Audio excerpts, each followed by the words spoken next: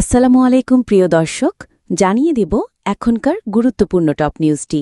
পুরো নিউজটি উপস্থাপন করব আমি নিপা আক্তার শিমু। এবার বিস্তারিত খবর। ঢাকা বিশ্ববিদ্যালয় কেন্দ্রীয় ছাত্র সংসদ ডাকসু নির্বাচনের ফলাফল প্রকাশিত হয়েছে। মোট ২৮টি পদের মধ্যে ২৩টিতে জয় পেয়েছে ইসলামী ছাত্র শিবিরের নেতৃত্বাধীন ঐক্যবদ্ধ শিক্ষার্থী জোট। শীর্ষ ৩ পদে ছাত্রদলের সঙ্গে মূল প্রতিদ্বন্দ্বিতা হলেও বেশিরভাগ পদে তারা পিছিয়ে পড়েছে।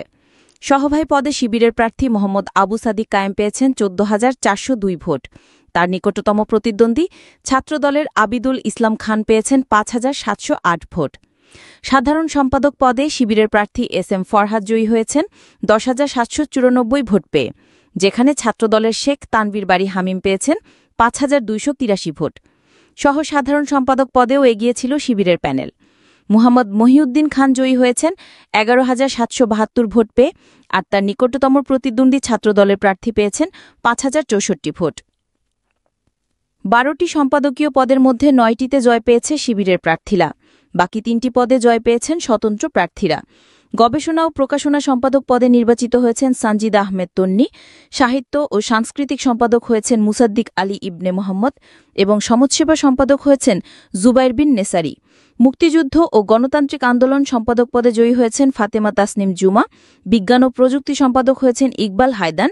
কমন রুম, রিডিং রুম ও ক্যাফেটেরিয়া সম্পাদক হয়েছেন উম্মে সালমা এবং আন্তর্জাতিক সম্পাদক হয়েছেন জসিমউদ্দিন খান।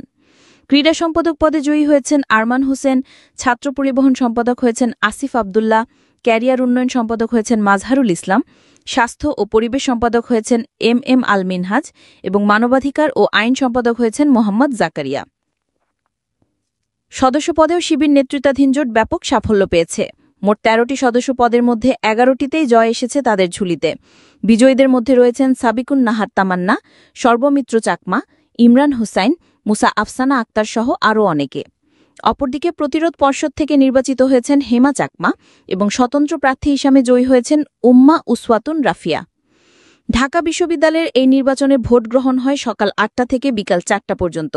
এরপর গভীর রাতে প্রাথমিক ফলাফল এবং পরদিন সকালে চূড়ান্ত ফলাফল ঘোষণা করা হয়।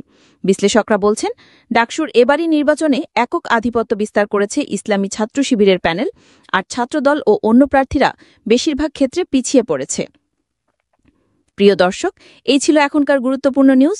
আরও গুরুত্বপূর্ণ নিউজ নিয়ে ফিরছি কিছুক্ষণের মধ্যে। নিউজগুলো সবার আগে দেখার জন্য এই চ্যানেলটি সাবস্ক্রাইব করতে ভুলবেন না। ধন্যবাদ।